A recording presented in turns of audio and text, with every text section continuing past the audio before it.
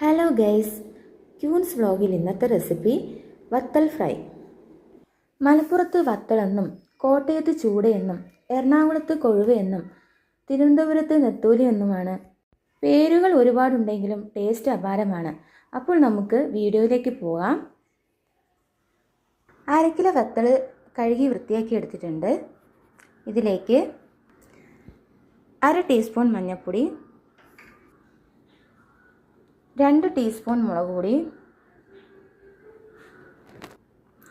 1 spoon Kashmiri മുളക് പൊടി, 1/2 spoon കുരുമുളക് പൊടി, 1 സ്പൂൺ ഉപ്പ്, കുറച്ച് വെളുത്തുള്ളി ചതച്ചത്, പകുതി നാരങ്ങ പിഴിഞ്ഞ് കൊടുക്കാം.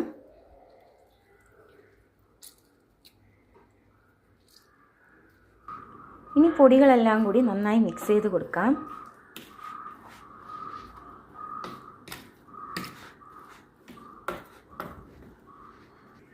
അപ്പം നന്നായി മിക്സാക്കി വെച്ചിട്ടുണ്ട്. അപ്പം നമുക്കിനി വറുത്തെടുക്കാം. എണ്ണ ചൂടായിട്ടുണ്ട്. നമുക്ക് മീൻ ഇട്ട് കൊടുക്കാം. കുറച്ച് കറിവേപ്പില ഇട്ട് കൊടുക്കാം.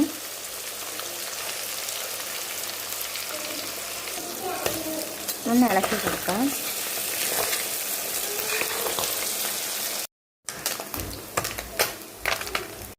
അപ്പോൾ ഇതാ